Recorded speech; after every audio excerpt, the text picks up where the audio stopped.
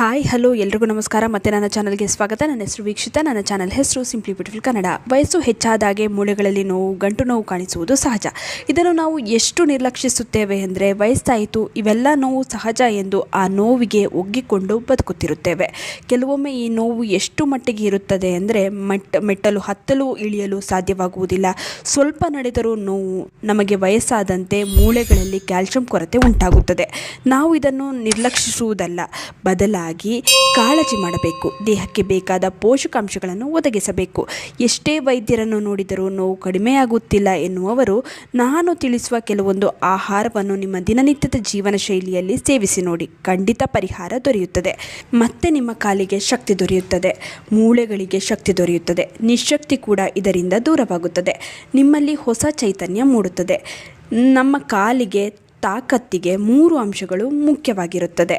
ನಮ್ಮ ಕಾಲು ಆರೋಗ್ಯಕರವಾಗಿರಲು ಈ 3 ಅಂಶಗಳು ಬಹಳ ಮುಖ್ಯ. ಆರೋಗ್ಯಕರ ಸ್ನಾಯು ಅಂದರೆ ಹೆಲ್ದಿ ಮಸಲ್ಸ್, ನರಗಳ ಆರೋಗ್ಯ, ಬಲಿಷ್ಠ ಮೂಳೆಗಳು, ಇವೆಲ್ಲ ಬಹಳನೇ ಇಂಪಾರ್ಟೆಂಟ್.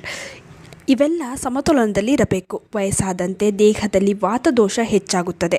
ಇದರಿಂದ ಸ್ನಾಯುಗಳಲ್ಲಿ ಸೆಳೆತ, ಗಂಟು ನೋವು, ಮೈಕೈ ನೋವು ಕಾಣಿಸುತ್ತದೆ. ಸರಿಯಾದ ಪೋಷಕಾಂಶಗಳ ಸೇವನೆಯಿಂದ ಇದನ್ನು ಸರಿಪಡಿಸಿಕೊಳ್ಳಬಹುದು. ನಾನು ಇವತ್ತು ತುಂಬ ಉತ್ತಮ ಹಾಗೂ ಬಹಳ ಉಪಯೋಗಕಾರಿ ಮನೆಯಲ್ಲೇ ಇರುವಂಥ ಕೆಲವೊಂದು ವಸ್ತುಗಳನ್ನು ತಿಳಿಸುತ್ತೇನೆ. ಇವುಗಳನ್ನು ಸೇವಿಸಿದರೆ ರಕ್ತ ಪರಿಚಲನೆ ಚೆನ್ನಾಗಿ ಆಗುತ್ತದೆ.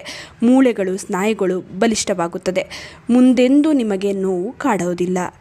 ಎಳ್ಳು ಮುಖ್ಯವಾಗಿ ನಾನಿಲ್ಲಿ ತಿಳಿಸ್ತಾ ಇದ್ದೀನಿ. ಎಳ್ಳಿನ ಸೇವನೆಯನ್ನು ಪ್ರತಿನಿತ್ಯ ಮಾಡಿ.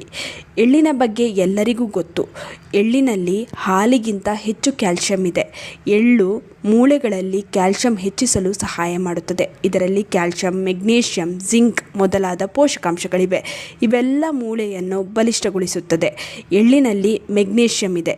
ಸ್ನಾಯು ಸೆಳೆತವನ್ನು ಕಡಿಮೆ ಮಾಡುತ್ತದೆ. ಸ್ನಾಯು ನೋವು, ಅವಾಗವಾಗ ಕೆಲವರಲ್ಲಿ ಕ್ರ್ಯಾಂಪ್ಸ್ ಕಾಣಿಸಿಕೊಳ್ಳುತ್ತೆ, ಎಲ್ಲವನ್ನು ಇದು ಕಡಿಮೆ ಮಾಡುತ್ತದೆ.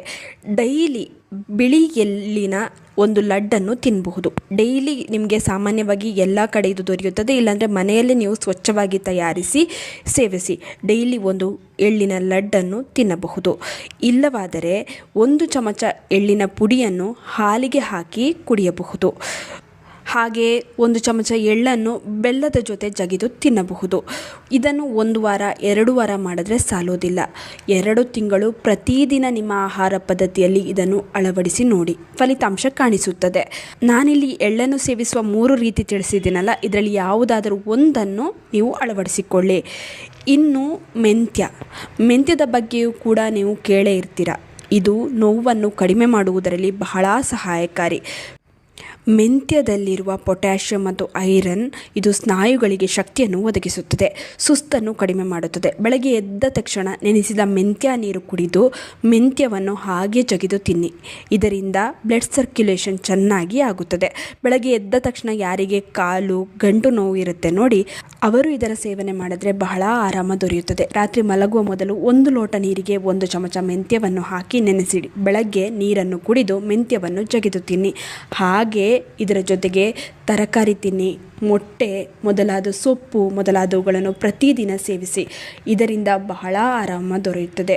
ನೋಡಿದ್ರಲ್ಲ, ನಿಮ್ಮ ಮನೆಯಲ್ಲೇ ಇರುವ ವಸ್ತುಗಳಿಂದ ನಿಮ್ಮ ಮೂಳೆಗಳ ಆರೋಗ್ಯವನ್ನು ಕಾಪಾಡಿಕೊಳ್ಳಬಹುದು. ಇನ್ನು ಈ ವಿಡಿಯೋ ನಿಮ್ಮೆಲ್ಲರಿಗೂ ಇಷ್ಟ ಆಗಿರುತ್ತೆ ಅಂತ ಅಂದ್ಕೊಂಡಿದ್ದೀನಿ. ಹೇಗನ್ನಿಸ್ತು ಅಂತ ಕಮೆಂಟ್ ಸೆಕ್ಷನಲ್ಲಿ ತಿಳಿಸೋದನ್ನ ಮರಿಬೇಡಿ. ಆದಷ್ಟು ಈ ವಿಡಿಯೋನ ನಿಮ್ಮ ಫ್ರೆಂಡ್ಸ್ ಹಾಗೂ ಫ್ಯಾಮಿಲಿ ಜೊತೆ ಶೇರ್ ಮಾಡ್ಕೊಳ್ಳಿ. ಹಾಗೆ ಲೈಕ್ ಮಾಡೋದನ್ನ ಮರಿಬೇಡಿ. ನೀವಿನ್ನೂ ನಮ್ಮ ಚಾನಲನ್ನು ಸಬ್ಸ್ಕ್ರೈಬ್ ಮಾಡ್ಕೊಂಡಿಲ್ಲ ಅಂದರೆ ದಯವಿಟ್ಟು ನಮ್ಮ ಚಾನಲನ್ನು ಸಬ್ಸ್ಕ್ರೈಬ್ ಮಾಡ್ಕೊಳ್ಳಿ. ಹಾಗೆ ಪಕ್ಕದಲ್ಲೇ ಇರುವ ಬೆಲ್ ಬಟನನ್ನು ಕ್ಲಿಕ್ ಮಾಡಿ. ಹೀಗೆ ಪ್ರೋತ್ಸಾಹ ಕೊಡ್ತಾ ಇರಿ. ಪ್ರೋತ್ಸಾಹ ಕೊಡ್ತಿರೋ ನಿಮ್ಮೆಲ್ಲರಿಗೂ ತುಂಬಾ ಥ್ಯಾಂಕ್ ಯು.